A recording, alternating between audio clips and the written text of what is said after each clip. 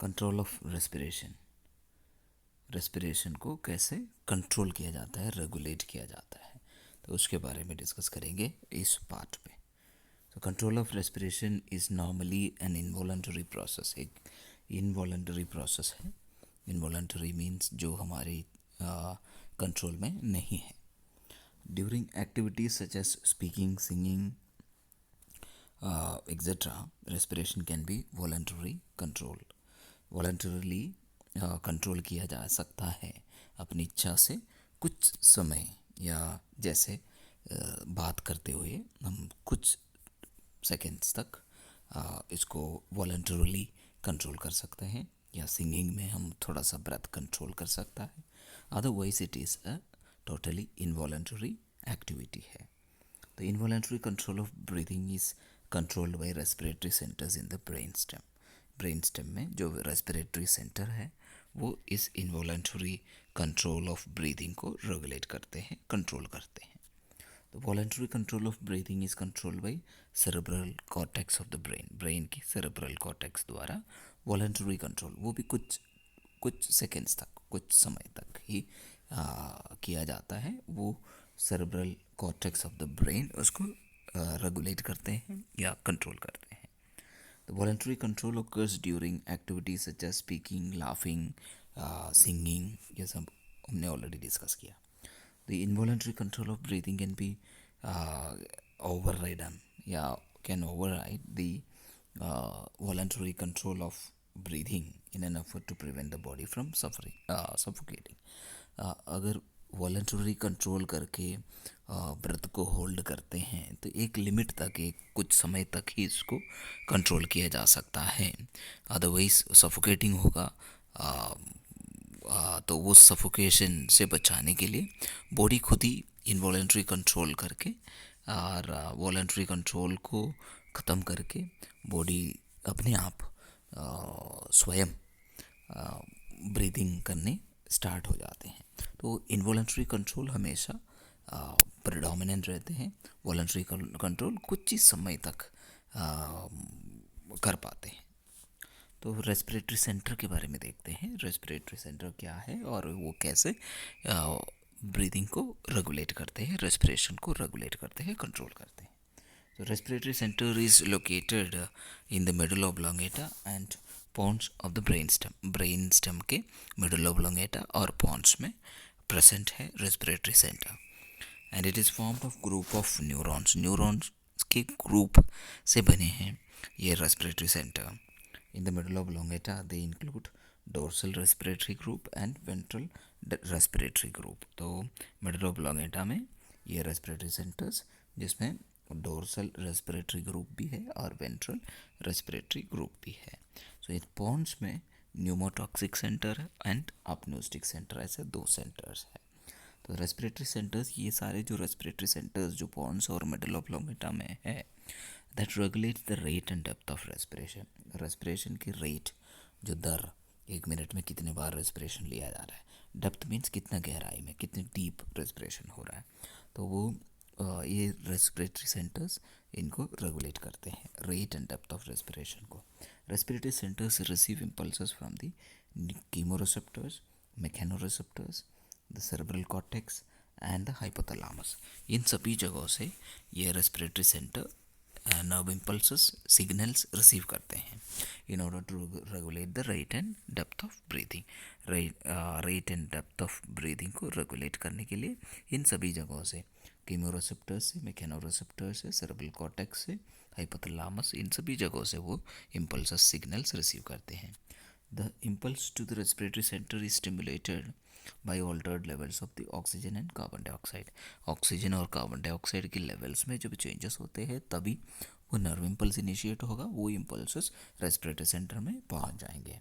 And nerve impulses from the respiratory centre, तो जब respiratory centre में ये इम्पल्सेस आ जाएंगे कि ऑक्सीजन की मात्रा कम हुआ है, कार्बन डाइऑक्साइड ज़्यादा हुआ, तो इस प्रकार के जो alteration in the air levels जब होगा तो नर्व इम्पल्स इनिशिएट होगा, नर्व के थ्रू वो रेस्पिरेटरी सेंटर में पहुंचेंगे, रेस्पिरेटरी सेंटर से इसको सेंस करेंगे, रेस्पिरेटरी सेंटर वापस इम्पल्सेस भेजेंगे एंड वो nerve impulses from the respiratory centre will be carried bye phrenic nerve and intercostal nerves.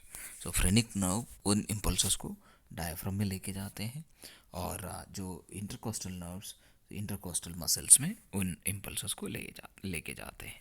तो हमने ऑलरेडी इससे पहले भी डिस्कस किया था डायफ्राम और इंटरकोस्टल मसल्स जो इनहेलेशन और एक्सहेलेशन में कैसे मदद कर रहा है, ब्रीथिंग कैसे कोज कर रहा है. तो जो इनकी कंट्रैक्शन एंड रिलैक्सेशन होगा इंटरकोस्टल मसल्स और डायफ्राम के, तो वो that regulates the rate and depth of respiration, या ब्रीदिंग की रेट एंड डेप्थ को रेगुलेट कर रहा है इस प्रकार से. तो अब देखते हैं कीमो रिसेप्टर्स.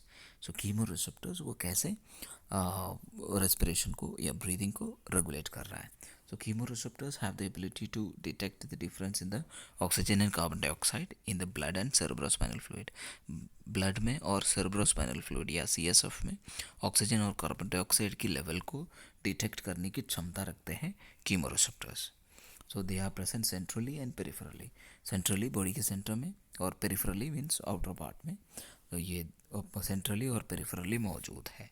तो सेंट्रली मौजूद है जो कीमोरेसेप्टर्स को सेंट्रल कीमोरेसेप्टर्स कहते हैं. पेरिफेरली जो प्रेजेंट कीमोरेसेप्टर्स को पेरिफेरल कीमोरेसेप्टर्स कहा जाता है.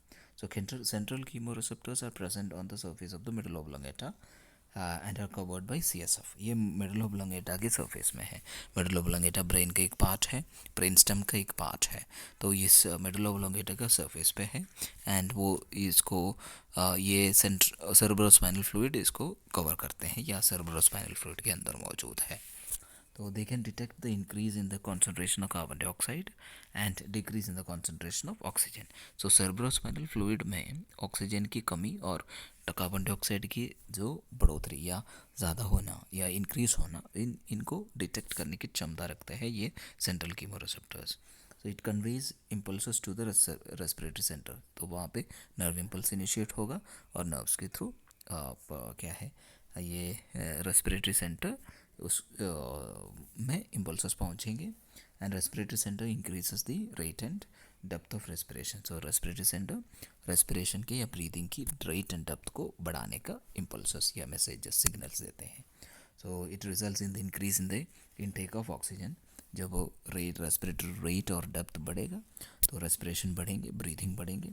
तो ऑक्सीजन की इनटेक इंक्रीज होगा और कार्बन डाइऑक्साइड की आउटपुट इंक्रीज होगा. ज़्यादा कार्बन डाइऑक्साइड बाहर निकाला जाएगा, ऑक्सीजन को ऑब्जॉर्ब किया जाएगा.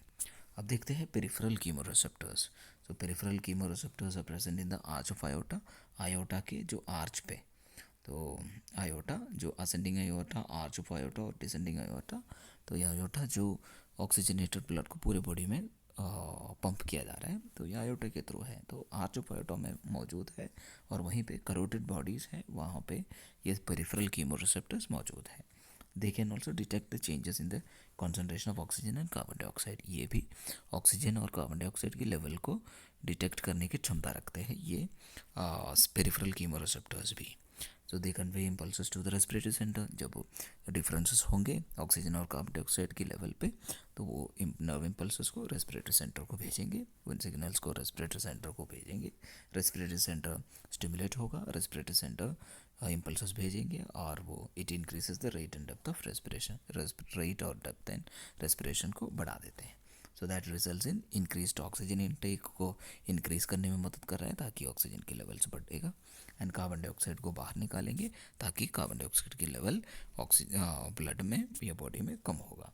और अदर फैक्टर्स भी है जो रेस्पिरेशन को रेगुलेट करते हैं.